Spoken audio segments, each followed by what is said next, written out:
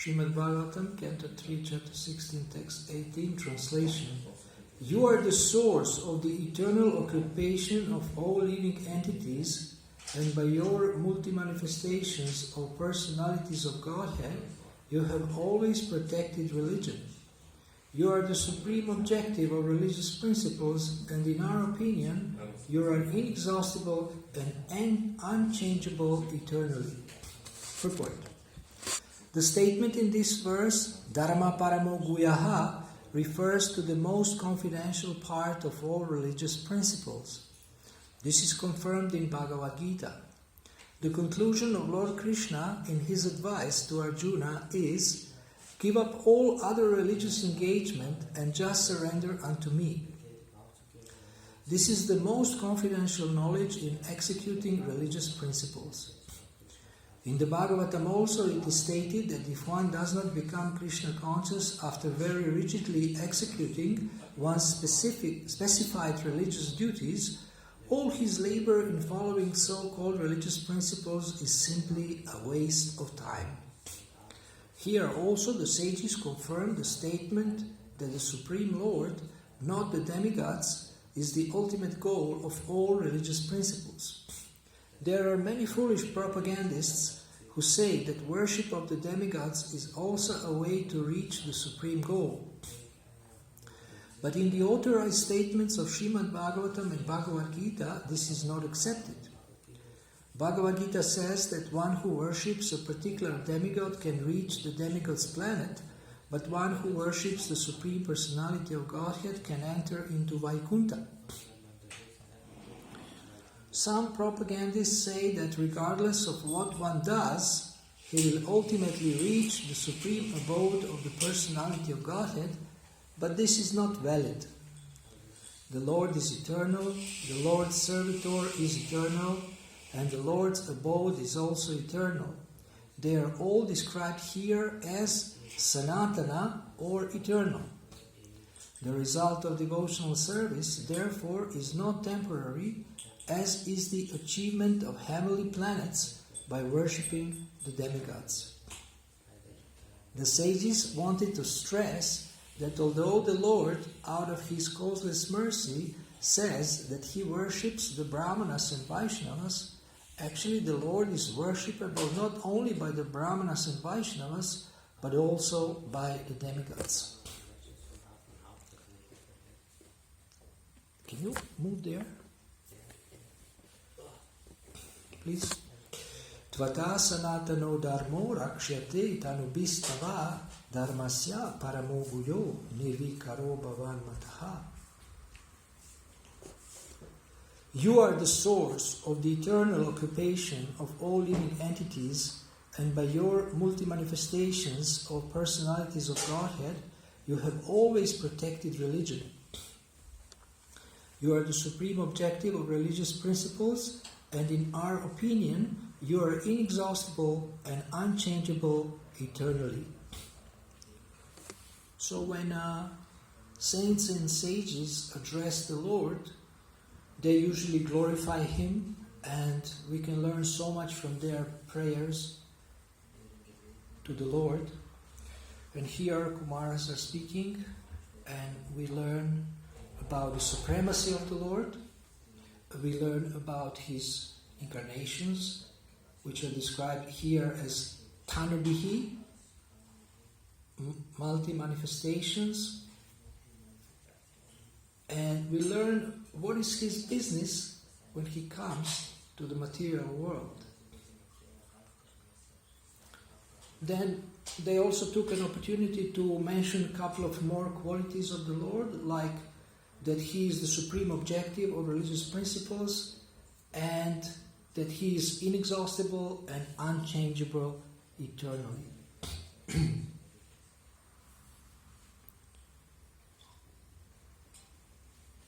So dharmasya paramoguya, paramadharma, we know it from the Bhagavatam, paradharmo, yato bhaktira dokshache.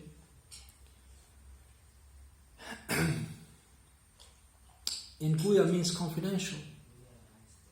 Guya means secret. So confidential Supreme Dharma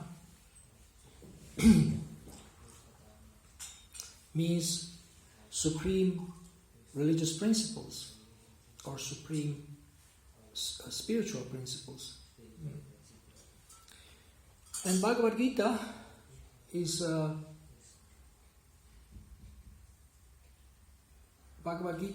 preparation for the last instruction in the Bhagavad Gita, which is Sarva Dharmam Parityaja Mamekam Sharanam Raja Aham Tvam Sarva Papebhyo Mokshayishyami Ma Shuchaha. Krishna says, give up all religions, and surrender unto me. This is the supreme religion. So there is so many rituals in the Vedas, but it is stated here in the purport that if all these rituals don't bring you to the point of surrendering your life to the Supreme Personality of Godhead, then it's a useless waste of time. So we have people worshipping demigods. Even Western people get attracted to worshipping some demigods, like God Shiva. But throughout the scriptures, including Bhagavad Gita and Srimad Bhagavatam, we have different devotees and incarnations of the Lord, and the Lord Himself establishing the fact that He is above all the demigods. So He is the master of the demigods. Demigods are His servants. He is worshipable by the demigods. They are very powerful personalities. We cannot imagine how powerful demigods are. We read in the scriptures something about their power and about their intelligence, but still they are subordinate to the Supreme Lord and they are worshipping Him. Sometimes they forget, sometimes they become too proud, and then the Lord shows them their position.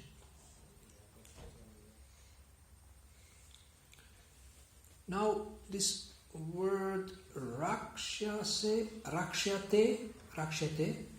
refers to protecting the religious principles. So, as the Lord protects the religious principles, similarly, devotees protect religious principles.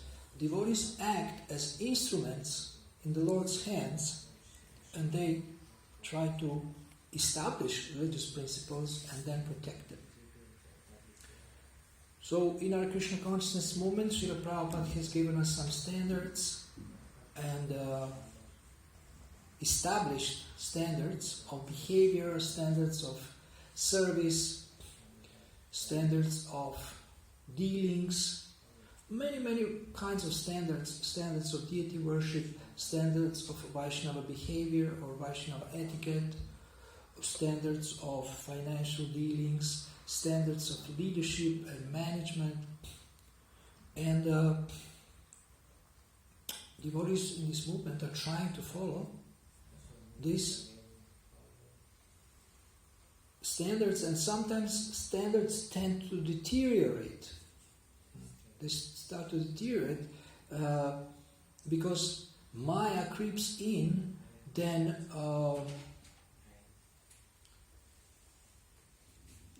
the standards start to diminish. And then people try to establish lower standards as proper standards. So, for example, there are discussions, what are the four regulatory principles? There are discussions about what we can eat and things like this. And then sometimes devotees want to establish their opinion or their attachment as a standard. For example, if you're attached to eating something, you want to establish it as a standard that everybody should follow. So the technical term for this is dishonesty. If we are weak in some area, we should not make it a standard for everyone just because we like it, or just because we don't want to follow, or we cannot follow. This is not honest. Honesty means I admit I am weak, I admit this is my attachment, and I admit that the higher standard should be followed. Or the standard that Srila Prabhupada gave.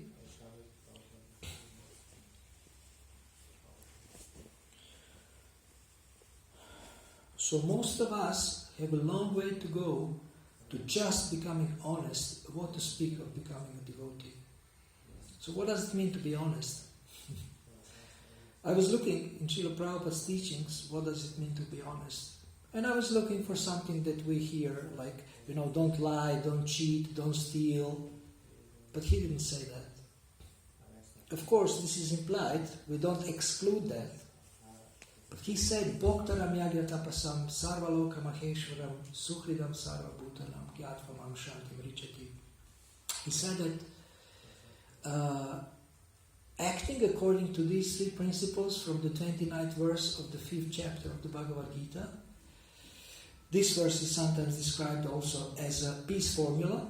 So, acting according to these three principles, that the Lord is the supreme enjoyer of all sacrifices and all penances, that He is Sarvaloka Maheshwaram, the supreme master of all the planets and all the demigods, and that He is the best friend of everyone, Sukhridam Sarva Bhutanam. This is honesty. So now, you can interpret this and apply it in so many ways, or in your own way. You can do it your way, and you can think that that's right. But actually, we have to see what is Krishna's way, we have to see what is the real standard that Srila Prabhupada gave, and therefore we need to look into Srila Prabhupada's teachings and honestly come to a conclusion what we should follow. So now we have this amazing website called Vanipedia, which is online encyclopedia of Srila Prabhupada's teachings, where you can do a research. Actually, research has already been done. There is 14,000 categories of collections of quotes where we can read about any topic and see what Prabhupada said. And the danger in studying the scriptures is called Ardha Kukutinyaya. Who knows what that means? Except you. No, except you. Who knows what this means? Ardha Kukutinyaya? Do you know what is Nyaya? Nyaya is? Logic. Yes, Nyaya is logic. Okay, already we know one word. And Ardha Kukuti? No, it's crooked logic, but it's not. This is not. No. This is a Bengali proverb that Prabhupada used.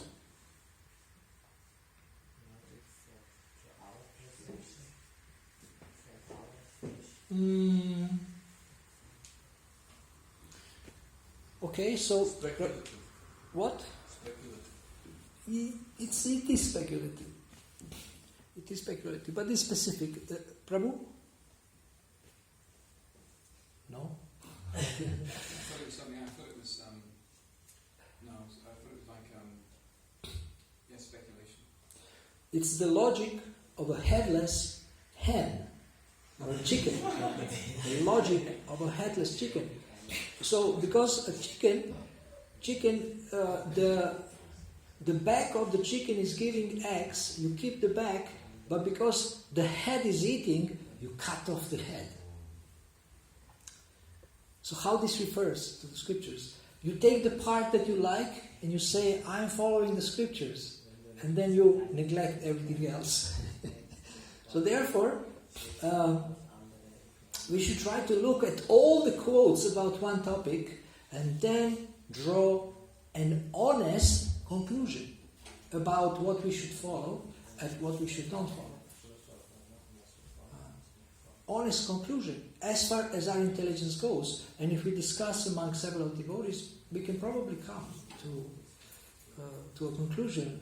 What should we do according to Desha, Kala, Patra, which means Time, place, circumstance, or candidate. Patra also can be candidate.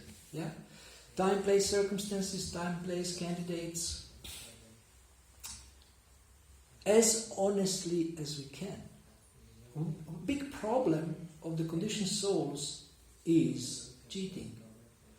So, now the first person you are cheating in your life is you. You're cheating yourself. Then you can cheat others. But actually, cheating yourself is not good. You lose if you cheat yourself. So we can learn from the scriptures what is beneficial and how we shouldn't cheat ourselves. And who is the main cheater? You tell me, you know him very well. Krishna, you are very romantic, spiritually romantic.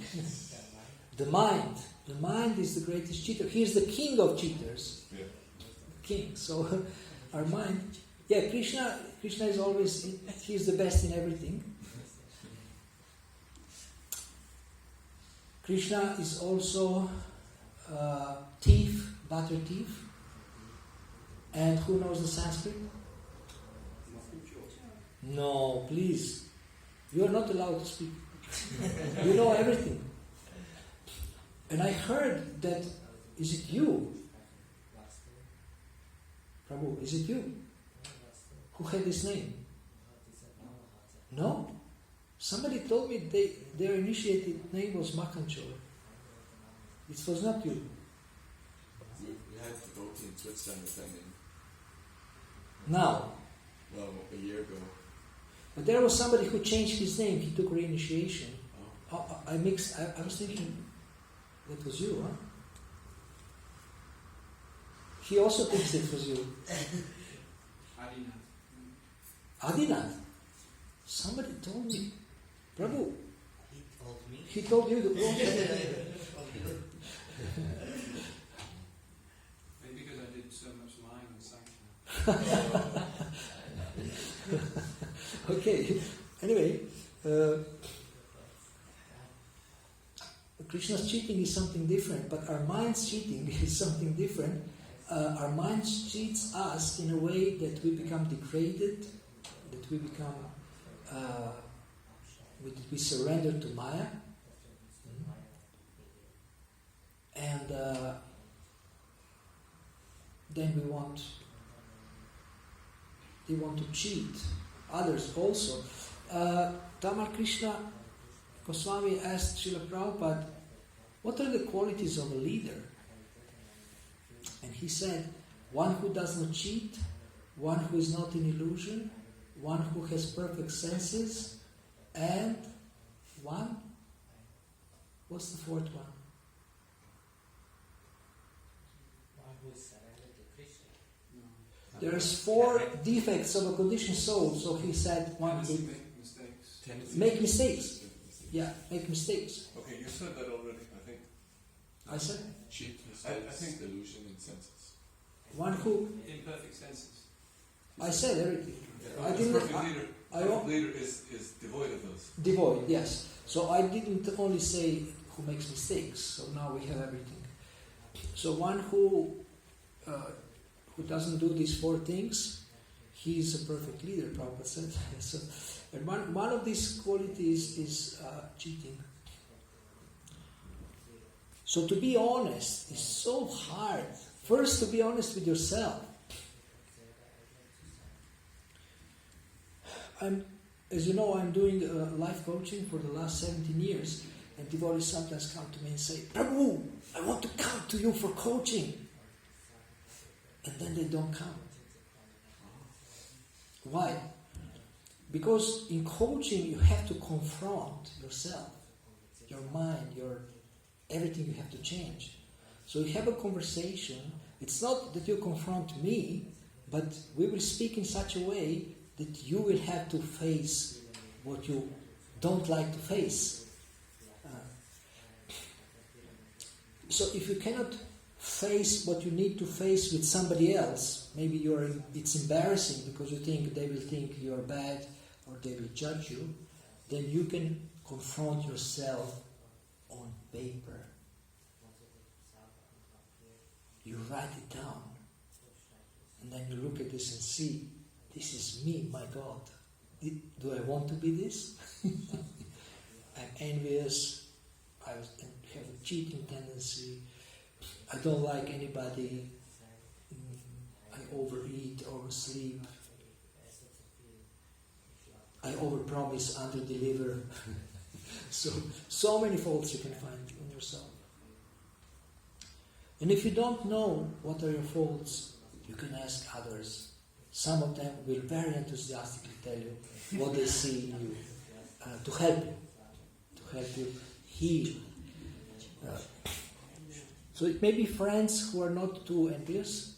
It may be people who are very envious, your enemies. But you will get, if you want to hear the information, you can get it. Jesus said, and the truth will set you free. And I say especially the truth about what we have to change. This will set us free. If we can swallow it. If we can swallow it. So we want to become honest with ourselves and see. And when somebody tells us something, and Krishna arranges this occasionally, if somebody tells us something that we need to change, then we become what? What? Angry. Yes, angry, and we become defensive. We are experts in perfect defense. We become a perfect lawyer of ourselves, explaining why our imperfections are actually perfect. And in order to be able to try to convince others about this, you have to first convince yourself. Then, you can make your case. So one word that we use a lot of coaching, and if you are afraid of this word, please never come to me. It's called excuses. So what would you like to have in your life? Results or excuses? And everybody will say, I want results. But what we are expert in is excuses. But excuses don't help us advance. So what are your favorite excuses? Why aren't you more happy, and why aren't you more productive? You tell me, what are your favorite excuses? It was somebody else's fault. It was not me. What? What is somebody else's fault? Whatever.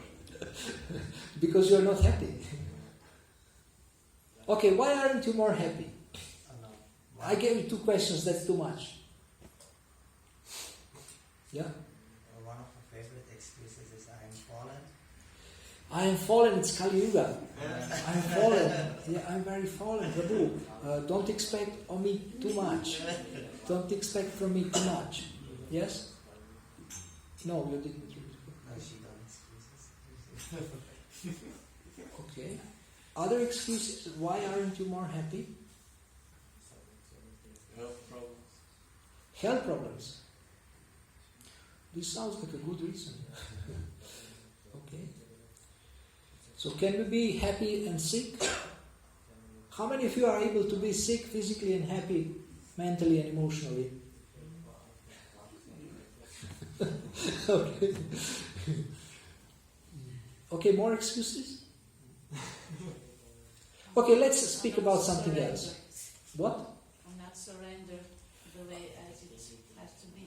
I am not surrendered where I have to be, therefore I'm not happy.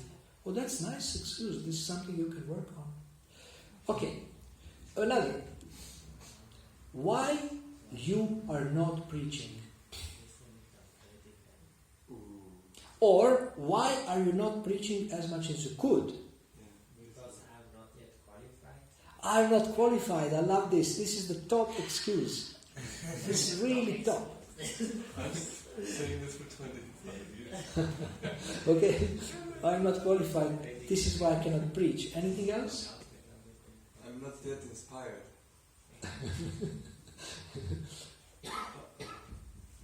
Who said? I'm not inspired, yes?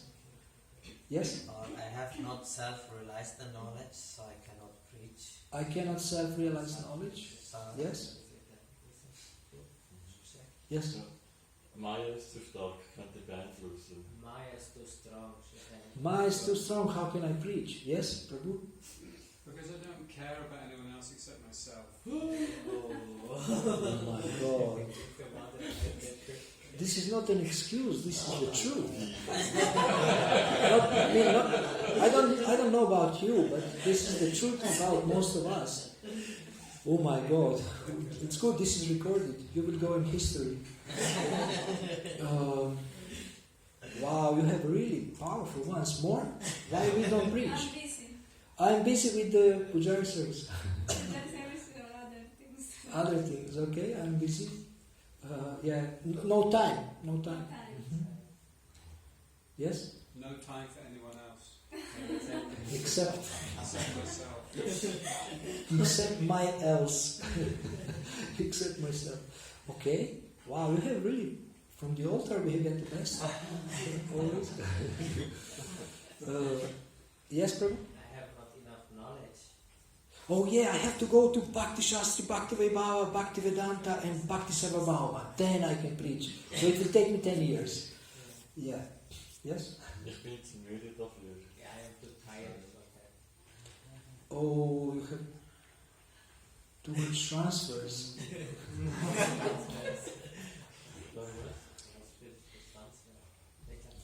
It's amazing. Yesterday I was looking at Bhakta Elmi from the back, and I saw he has a dhoti. And I was so happy to see his dhoti, because he usually wears some like hippie trousers. Then I would look at his head and I was thinking, wow, he still has this long, beautiful hair. It would be great if he shaves. And then yesterday he's passing, smiling at me, and I didn't recognize him, and he shaved his head. So it's great. Then another coincidence happened that Bhakta Elmi and Prabhuji Suri, they were sitting here with their backs to Prabhupada, and I was chanting Jaragavad and I'm thinking, it's not right. They shouldn't turn their back to Prabhupada. And after 10 seconds they moved. They moved because of translation, but somehow it was coincidence with this. And so I thank you for doing this. And I chased you away because you're a little bit further, so I don't hear the translation. So any other excuses why we don't preach? we are too introvert personality. Oh, okay. Not open personality. Yes. Yeah, I will transcribe this list. It's a very, very important list of excuses. And we can work on them. We can make a seminar called Our Excuses Why We Don't Preach. And if you like, you can come. Any other excuse? First class? Yes? Maybe someone could think that I did it and now I don't want to do anymore, or now I want to do something else. You're tired or something? You just want to change, do something else for a while. Okay. Maybe not inspired. Yeah. Not inspired. Okay, well, this may be maybe a case if you want to do something else. I didn't even ask you, do you like to preach? So we started immediately discussing. But for those who like to preach but they don't preach,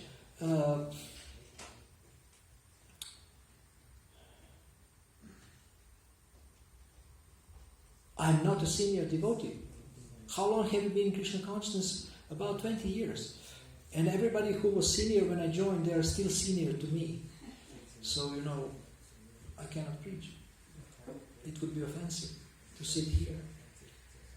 What else? Any other excuse why we don't preach? Yeah? I am a bhakta. I am not initiated. Okay, I have the last excuse, and then we will have questions for 5 minutes.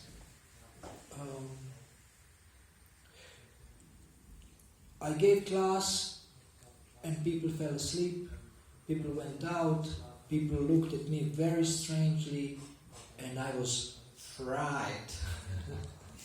Completely fried. And I said, never, ever, ever will I give class. So I had this bad experience. Okay, thank you very much for listening. Do you have any questions? Yes? Thank you for the lecture. You mentioned that first person you cheat is yourself, and through that you cheat others. So how can we stop cheating ourselves? Be honest. You can...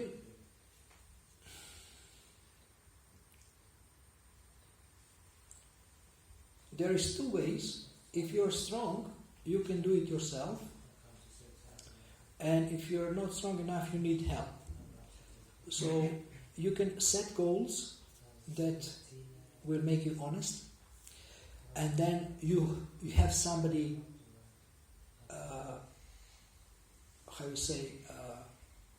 help you monitor your goals. So through someone, you become accountable to your goals. Through a friend or through a mentor, you become accountable to your goals by regularly checking how are you doing on your goals in relation to becoming honest. So you have to define how do you want to be honest, to what, how, what do you want to follow, what do you want to do, what do you want to think. I can say we can start with honest thinking, because like playing with Maya in the mind is not honest thinking. So if we stop playing with Maya in the mind, and we can identify what are all kinds of Maya that can be in the mind, and then in our actions we can be more honest in a practical activity if our thinking is honest. So these are some, like, there may be more ideas how to become honest, but these are a couple of practical ideas. Yes, you have?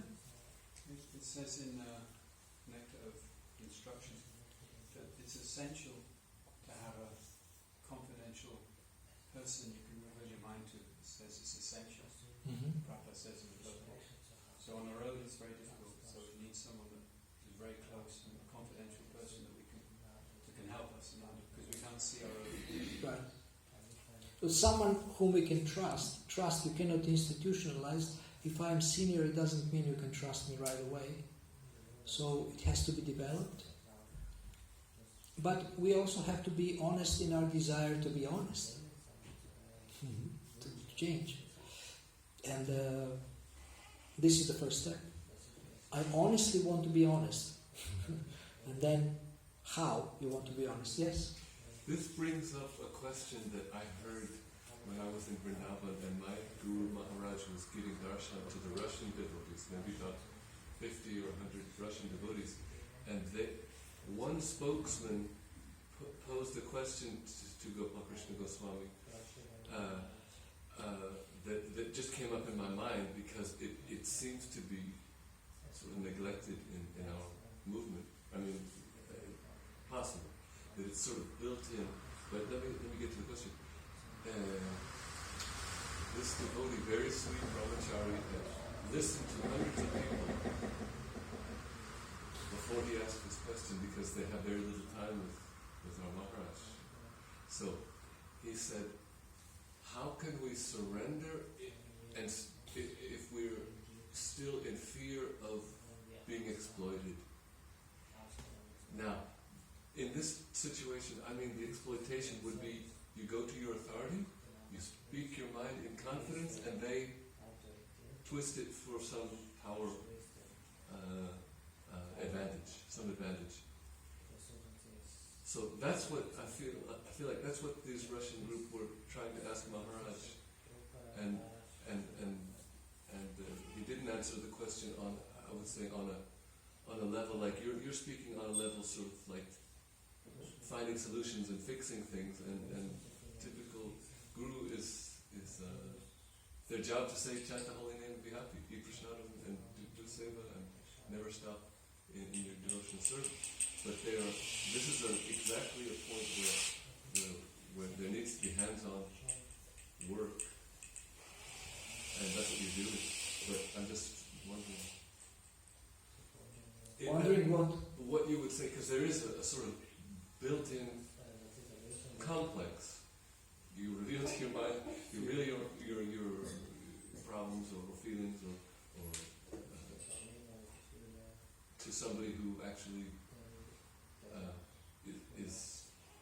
has their own interests. Mm-hmm. So I will repeat the question so that it's recorded well.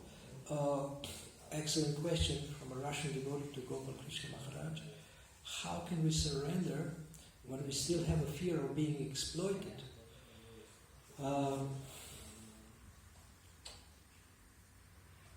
Do you want me to try to answer this, or what was your idea? We'll say a practical answer, because there's high answers. Chant and eat prasadam and do seva, or there's also my answer is very simple. Don't surrender until you can trust. Very simple. Don't surrender until you can trust. Don't confide until you're... And it takes time to build trust. Maybe it takes a year to build trust. So trust cannot be rushed. And it cannot be just rubber stamped or institutionalized that, just because I have joined, I have to trust everybody here. No, it has to be developed. And also we have to develop trust in you, our new devotee, to see how much he is trustworthy. So it's like a checking from both sides, and developing trust from both sides. Okay. We have to stop now because there is Shtagoshti at 8:30, now it's 8:31 or 8:32. Srila Prabhupada ki.